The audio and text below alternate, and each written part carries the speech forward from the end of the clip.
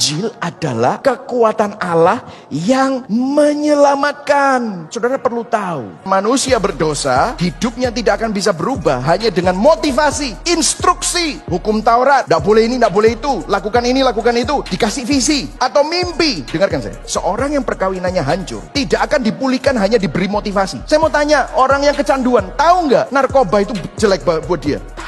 Orang yang korupsi, tahu nggak kalau korupsi itu ada konsekuensinya? Tahu ya? Kenapa dia tetap melakukannya? Nggak punya power untuk berhenti dari kecanduannya. Karena dia dibelenggu menjadi budak dosa. Seorang yang hidupnya patah semangat, belum tentu bisa memiliki semangat baru. Hanya diberi motivasi, instruksi. Seorang yang hatinya penuh dendam dan kepahitan dan hidupnya penuh dengan dendam dan benci, belum tentu bisa mengampuni. Hanya diberi motivasi untuk mengampuni, instruksi, cara untuk mengampuni, visi atau mimpi. Kalau mengampuni itu enak loh, bebas dari kepahitan. Yo wis seru, aku sudah tahu, tapi tidak punya kekuatan untuk melakukannya. Halo, saya buka ini supaya Anda tahu kalau dengerin khotbah.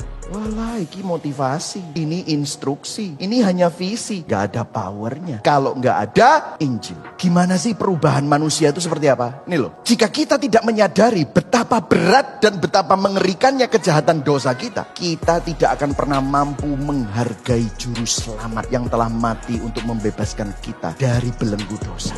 Saudara, saya kasih tahu, perbuatan kita itu sebenarnya adalah buah dari apa yang kita percayai. Makanya faith is the root, grace is the root. Injil itu mengubah akarnya, perbuatan itu buahnya. Makanya transformasi itu terjadi pada saat Injil diberitakan. Jadi inilah the power of the gospel. Ada kuasa yang bekerja. Inilah alasan kenapa setiap minggu dari mimbar ini, kalau orangnya nggak injili, nggak saya izinkan untuk berdiri di sini. Saudara, saya mau kasih tahu kepada saudara, banyak kesalahkaprahan bahwa Injil itu adalah permulaan langkah awal dari orang Kristen. Habis itu dia masuk ke dalam, oke, Injil sudah ya, Injil loh, sudah ya Injil, oke, kita masuk pemuritan, kita masuk karakter, kita masuk doa, kita masuk hidup kekudusan. Saya mau kasih tahu kepada saudara, seminar karakter tanpa Injil, kamu akan sombong waktu kamu berubah. Weh, aku sabar iya, kamu sabar, tapi keluar kesombongan. Doaku saya kira biyen mek 5 menit, sekarang setengah jam.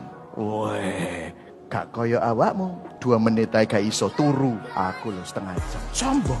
Makanya agama akan membuat kamu sombong, bangga akan apa yang kamu lakukan. Tetapi Injil membuat kamu bangga apa yang Yesus sudah selesaikan.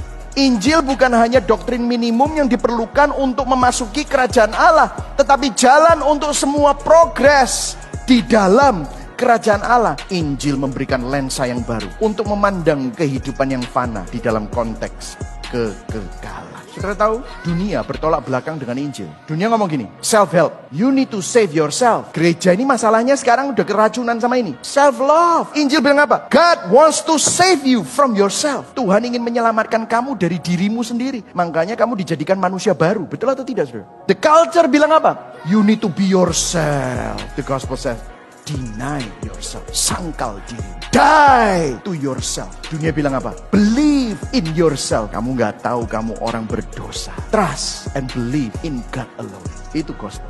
Dunia bilang outside in, Injil bilang inside out. Apa yang mulia menurut dunia, itu rendah menurut Tuhan. Apa yang bijaksana menurut dunia, itu kebodohan menurut Tuhan. Apa yang bodoh menurut dunia, itulah kebijaksanaan menurut Tuhan. Amin, saudara. Hari ini kita perlu bertobat.